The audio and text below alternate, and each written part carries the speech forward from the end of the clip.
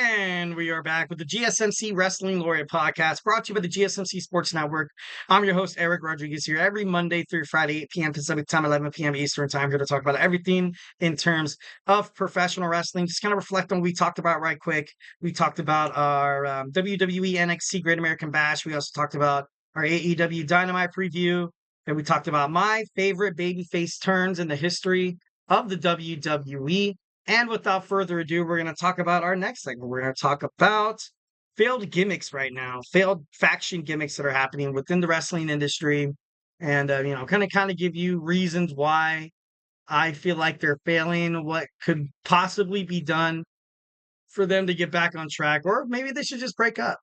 1,010%. That's always a possibility. All right, I know this might be a little bit too premature, but I don't see how this new Judgment Day could be successful. Damian Priest was their muscle. He was the champion. Rhea Ripley was an unstoppable. She's the best on the roster. Now you have Finn Balor, and then you do have the WWE World Heavyweight Champion, Liv Morgan. But Liv isn't.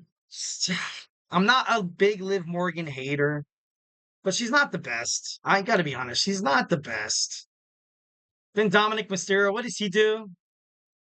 Carlito, what is he gonna do? JD McDonough. Finn Balor is the only one in this crew that has potential. And I can't see what WWE, obviously there's always something. You're going to have a feud between him and Damian Priest last until probably, I don't think it'll last to the Royal Rumble, so to speak. I think eventually you're going to have something's got to give. And once when WWE Raw comes to Netflix, it's been rumored to that they want to have a draft, kind of like how the USA Network drafted the Raw roster and how the Fox Sports Network drafted SmackDown superstars. Maybe you can have something like that. And WWE Raw wants Cody Rhodes. They want Roman Reigns on, either one of them. So, this could, something could shake up, maybe like a superstar shake up. They do that from time to time in WWE. So, Damian Priest coming after Cody Rhodes and Roman Reigns going to Monday Night Raw or something. I know, actually, you know what? I don't think that would really work. But then again, it would be honestly after the fallout of the Judgment Day. No, of the Civil War of the Bloodline.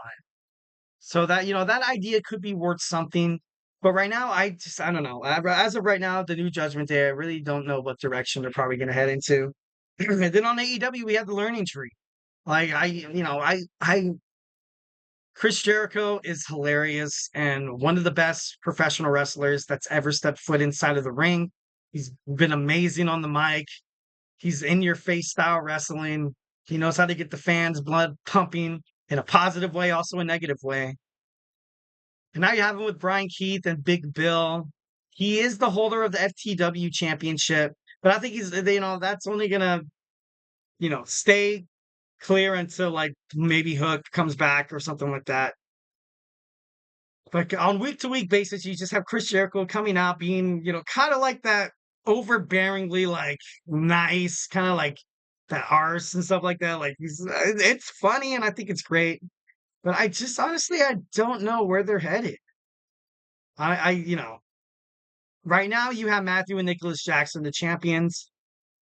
Maybe perhaps you can have a feud with the Undisputed Kingdom where you challenge them for the Ring of Honor World Tag Team titles. Or they could be a trios championship contenders, 1,010%. I think that would make more sense than him holding the FTW championship, to be honest, in my opinion. But I don't know. Right now, it's kind of unclear. I feel like it's kind of failing. So yeah. Next we have is the Elite. We have the Elite with the Young Bucks, Kazuchika Okada, also Jack Perry, the scapegoats. A lot of stuff happened to AEW when CM Punk got fired.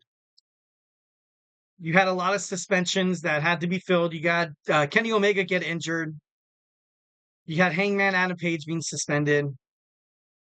Maybe that was the reason why they ultimately had. You had MJF not being on the roster. MJF is like the ultimate antagonist. And now you have the Young Bucks who just look so damn uncomfortable in this role. I got to be honest, they just, when you're watching them, it just seems like they're forcing it. They're an amazing tag team. You should let them be an amazing tag team. And Okada, he's an international star and he's turned into this goofball kind of, like this white collar, you can't touch me kind of guy. And I know Okada briefly from New Japan Professional Wrestling.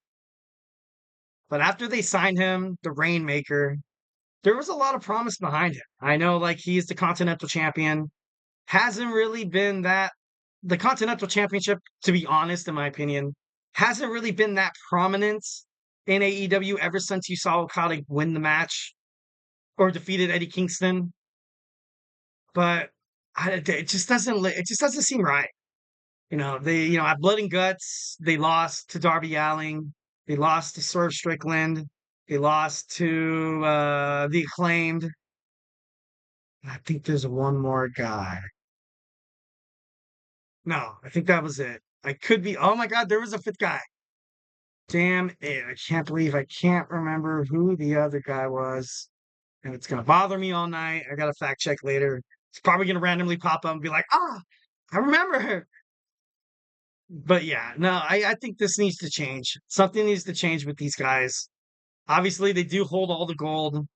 And surprisingly, out of all of them, I feel like Jack Perry has kind of been the only one that has been, being booked in storylines and stuff like that. The only storylines that Matthew and Nicholas Jackson and Okada are really in is they hit promos where they're, torturing superstars and making unfair judgments and assessments, being the bad boss, being that Vince McMahon kind of like, you crossed the boss, like, like we've seen that before. We've seen that before AEW. Something needs to change. 1,010%. I stick by that answer. Next, we have the Final Testament. The Final Testament, ever since I saw AOP Authors of Pain make a return, I thought something big was going to happen in terms of Karrion Kross's career. Maybe even Starlet's. I'm just kidding. No, but it was huge. It was huge. And then they went to NXT. They failed to beat Axiom and Nathan Frazier. Then they came back, couldn't beat The Miz and R-Truth. And right now they're just kind of floating around. They're having a feud with the New Day. Now you have the Wyatt Six. You kind of have creepy with eerie kind of meshed together at the same time, where the Final Testament's supposed to be, crazy bastards and stuff like that. I just don't see it. I just don't see how these guys can become successful. If you have Authors of Pain dethrone Finn Balor and JD McDonough for the WWE Tag Team titles, I don't want to say this because it sounds kind of mean, but they seem like a bigger, just like a reboot of like the Judgment Day. I'm not trying to be mean. I'm not trying to seem negative or throw shade at any of these superstars because they're all gifted and they're amazing. And I love watching them from week to week. But I don't know.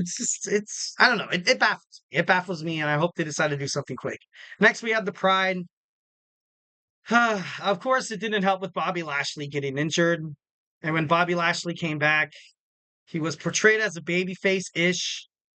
And then him and the Street Profits came together, and they all wore sunglasses and suits like they were like these big bad things, and they would like kind of be like to the crowd, like, who are you cheering for? Like what? Like, you know what I mean?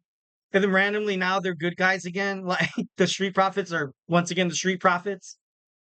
It's it's kind of disgusting. I got to be honest. Makes my blood boil that WWE, they can't get Bobby Lashley right.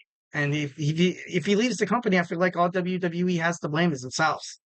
And that not trying to start up a war here or anything like that, but it's very prominent that I don't know. This has kind of happened to Bobby Lashley throughout his career, but I don't know. Hopefully, good things happen. 1,010%. Hopefully, good things happen. Next, we have the LWO. We had the LWO. Right now, they're kind of still floating around Monday Night Raw, getting infused with the Judgment Day of all. Again, you have Dominic Mysterio and Rey Mysterio feuding each other and probably going to fight at WrestleMania for the fourth time, part 4. Of course, there you see Santos Escobar in there. He's not in there anymore. But being brutally honest, I felt like the LWO would have been more successful if Santos Escobar would have stayed.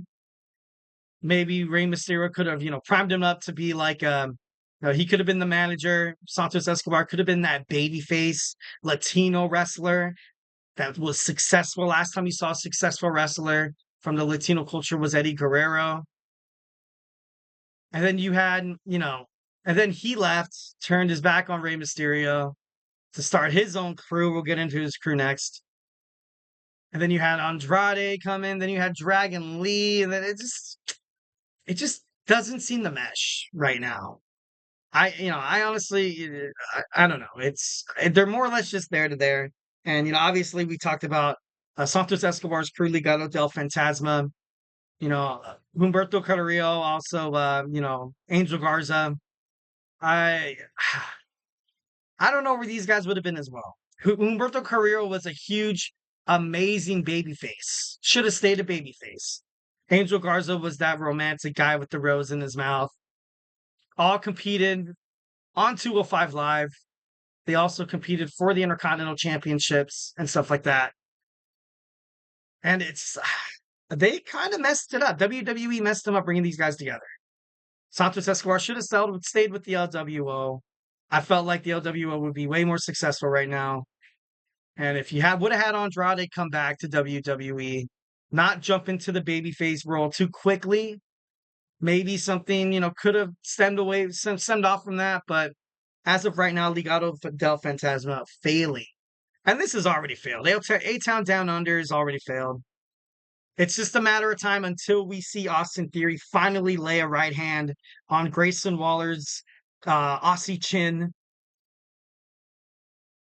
I feel like Austin Theory has a lot of potential. I feel like when Grayson Waller was promoted to the WWE main card, I don't think he was ready to leave NXT just yet. I don't think he was. Being brutally honest. Like I said, I'm not trying to be mean or throw negative shade their way, but I just think he wasn't ready. Much like you saw Austin Theory was 2 years too early. I feel like if Austin Theory had the push right now, if he would have won the Money in the Bank, I feel like overall he would, I don't know, I feel like it would be a different story. All right, guys, we are now down to our 5th and final segment on a Wednesday. We're going to talk about my Wednesday's weekly wrestling news, all the massive breaking news headline stories in the professional wrestling industry. So, hey, stay tuned.